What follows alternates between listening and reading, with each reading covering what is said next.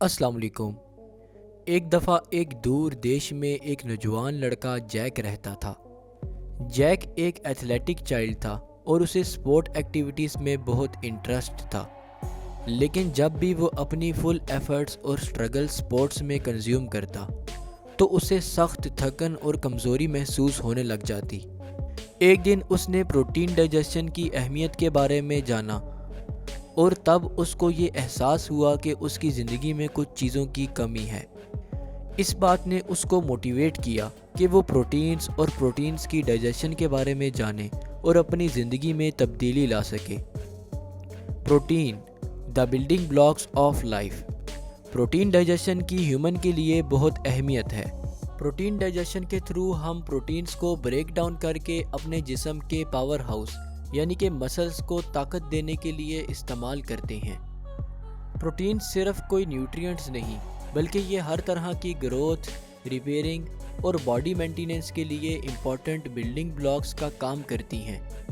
अगर प्रोटीन्स ना हो तो हमारा जिस्म टूट फूट का शिकार हो जाएगा और ज़िंदगी को बरकरार रखने के लिए ज़रूरी एनर्जी नहीं बना सकेगा। इसलिए प्रोटीन डाइजेशन सिर्फ ज़रूरी नहीं बल्कि ये हमारे वजूद को बरकरार रखने के लिए भी इंतहाई अहम है। Types of protein in our daily food intake.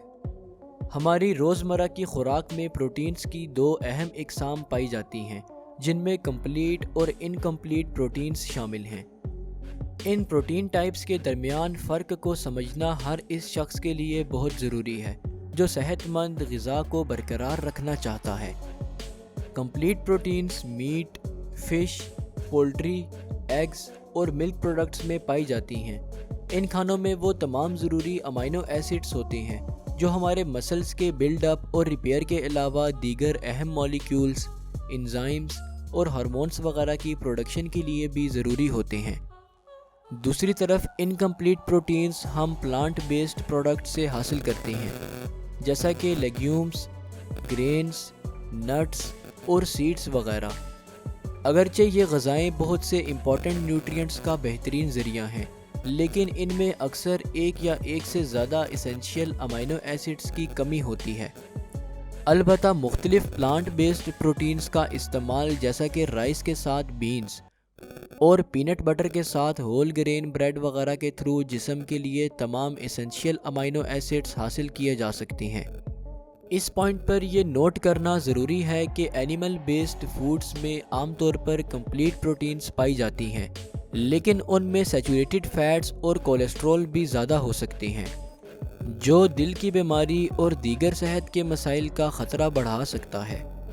लिहाजा डॉक्टर्स सेहतमंद और मुतवाज़न ग़िज़ा के लिए ऐसे प्रोटीन बेस्ड फूड्स रिकमेंड करते हैं जिनमें सैचुरेटेड फैट्स और कोलेस्ट्रॉल की मिकदार कम पाई जाती हो और उन्हें प्लांट बेस्ड प्रोटीन्स के साथ मिक्स करके खाने को तरजीह दी जाती है। आखिरकार प्रोटीन्स की मुख्तलिफ इकसाम को समझकर और अपनी खुराक में प्रोटीन के मुख्तलिफ ज़राए को शामिल करके आप इस बात को यकीनी बना सकते हैं कि आपके जिस्म को वो तमाम एसेंशियल अमाइनो एसिड्स मिल रहे हैं जिनकी बॉडी को बेहतरीन तरीके से काम करने के लिए ज़रूरत है। Protein digestion in humans. Protein digestion बेहतरीन सेहत और तंदुरुस्ती को बरकरार रखने में बुनियादी किरदार अदा करती है।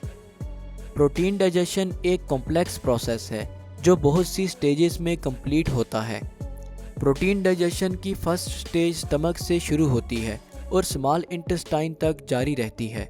हमारे स्टमक का एसिडिक इन्वायरमेंट प्रोटीन्स को डीनेचर कर देता है जिससे स्टमक एंजाइम्स उसे बाआसानी तोड़ देते हैं।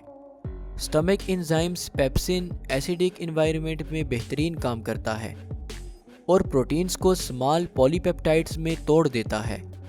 यही वजह है कि स्टमक की लो पीएच प्रोटीन डाइजेशन में इंतहाई अहम रोल अदा करती है।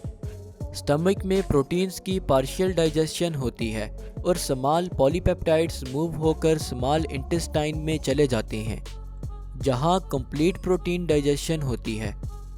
पैंक्रियाज से रिलीज़ होने वाले ट्रिप्सिन, कीमोट्रिप्सिन और पेप्टाइडेज एंजाइम स्मॉल इंटेस्टाइन में मौजूद पॉलीपेप्टाइड्स को ब्रेक डाउन करके इन्हें स्मॉलर पेप्टाइड्स और अमाइनो एसिड्स में कन्वर्ट कर देते हैं।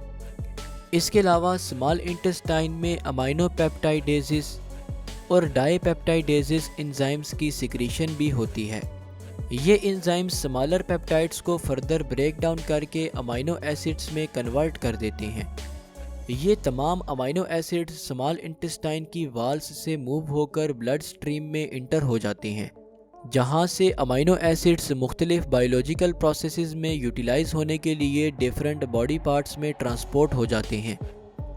امائنو ایسڈز بہت سے بائیولوجیکل پروسیسز میں اہم کردار ادا کرتے ہیں، جیسا کہ ٹیشوز کی فارمیشن اور ریپیئرنگ، انزائمز اور ہارمونز کی پروڈکشن، امیون فنکشنز کو سپورٹ کرنا اور باڈی میں فلوئڈز اور الیکٹرولائٹس کو مینٹین اور بیلنس رکھنا وغیرہ۔ ہمارے جسم کے صحیح سے فنکشن پرفارم کرنے کے لیے پراپر پروٹین ڈائجیشن انتہائی ضروری ہے، کیونکہ انکمپلیٹ ڈائجیشن بہت سے ہیلتھ ایشوز کریٹ کر سکتی ہے، جیسا کہ مال ایبزارپشن، نیوٹرینٹس ڈیفیشنسی اور حتیٰ کہ کرونک ڈیزیزز جیسا کہ لیور اور کڈنی فیلئر وغیرہ۔ لہٰذا صحت مند اور متوازن غذا اور پراپر ڈائجیشن اور پروٹین ایبزارپشن بہترین صحت اور تندرستی کے لیے ضروری ہے۔ Understanding digested protein metabolism. Small intestine کی والز سے ایبزارب ہو کر امائنو ایسڈز لیور میں پہنچ جاتے ہیں۔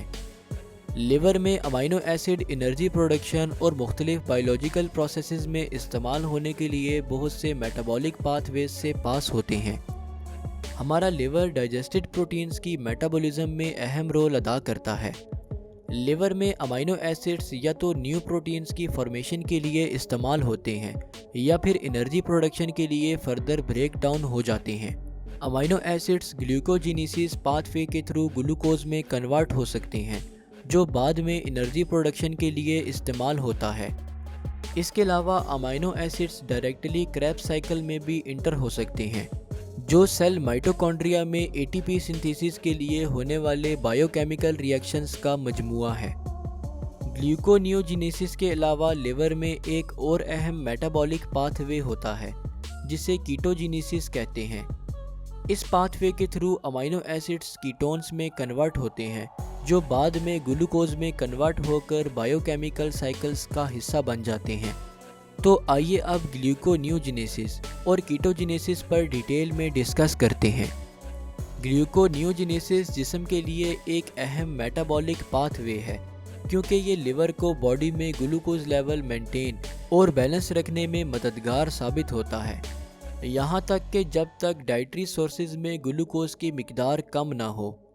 لیور گلوکوز مالیکیول کی فارمیشن کے لیے مختلف امائنو ایسڈز جیسا کہ گلوٹامائن، ایلانائن اور گلائسائن وغیرہ استعمال کرتا ہے۔ گلیوکونیوجینیسس کا پروسیس مختلف ہارمونز اور انزائمز کے تھرو ریگولیٹ ہوتا ہے اور یہ بیسیکلی لیور میں ہوتا ہے، لیکن اس کے علاوہ یہ پروسیس کڈنیز اور سمال انٹسٹائن میں بھی ہو سکتا ہے۔ لو کاربوہائیڈریٹس یا پھر فاسٹنگ کے دوران ہماری باڈی انرجی پروڈکشن کو ریگولیٹ کرنے اور بیلنس رکھنے کے لیے گلیوکونیوجینیسس پر ڈیپینڈنٹ ہوتی ہے۔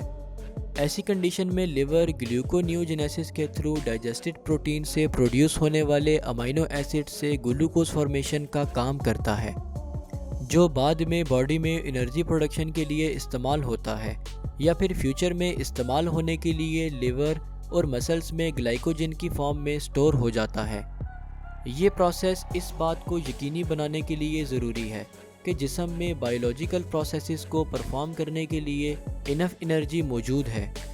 حتیٰ کہ ریڈیوس فوڈ انٹیک کے دوران بھی گلیوکونیوجینیسس اہم رول ادا کرتا ہے۔ کیٹوجینیسس لیور میں ہونے والا ایک اور میٹابولک پروسیس ہے جو فاسٹنگ یا لو کاربوہائیڈریٹس کی کنڈیشن میں انرجی پروڈکشن میں اہم رول ادا کرتا ہے۔ اس پروسیس میں لیور فیٹی ایسڈز اور امائنو ایسڈز کو کیٹون باڈیز میں کنورٹ کرتا ہے، جنہیں لو گلوکوز لیول کی کنڈیشن میں انرجی پروڈکشن کے لیے استعمال کیا جا سکتا ہے۔ کیٹوجینیسس کے دوران پروڈیوس ہونے والی کیٹون باڈیز میں ایسیٹون، ایسیٹو ایسیٹیٹ اور بیٹا ہائیڈروکسو بیوٹیریٹ شامل ہیں۔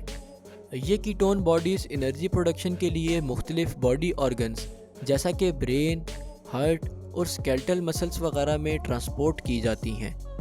لو گلوکوز لیولز کے دوران ہمارا جسم کیٹون باڈیز کو انرجی پروڈکشن کے الٹرنیٹیو پاتھ ویز کے طور پر استعمال کر سکتا ہے، جیسا کہ پرولونگڈ فاسٹنگ یا لو کاربوہائیڈریٹس کے دوران۔ اس سب سے یہ کنکلوژن نکلتا ہے کہ پروٹین ڈائجیشن ایک کمپلیکس پروسیس ہے جس میں پروٹینز بریک ڈاؤن ہو کر اسمال پیپٹائڈز اور امینو ایسڈز میں کنورٹ ہو جاتی ہیں، جو آسانی سے ہماری باڈی میں ایبزارب اور استعمال ہو سکتے ہیں۔ ڈائجیشن کے بعد پروٹین کمپوننٹس یا تو نیو پروٹینز کی فارمیشن میں استعمال ہوتے ہیں یا پھر گلوکو نیوجینیسس، کریب سائیکل یا کیٹوجینیسس کے تھرو فردر بریک ڈاؤن ہو کر انرجی پروڈکشن میں اہم رول ادا کرتے ہیں۔ لہٰذا پروٹین ایک اسینشیل نیوٹرینٹ ہے جو باڈی میں انرجی پروڈکشن میں اہم رول ادا کرتی ہے۔ اس ٹاپک پر مزید ڈیٹیلز جاننے کے لیے ڈسکرپشن میں موجود آرٹیکلز کو پڑھیں۔ ملتے ہیں نیکسٹ ویڈیو میں، تب تک کے لیے اللہ حافظ۔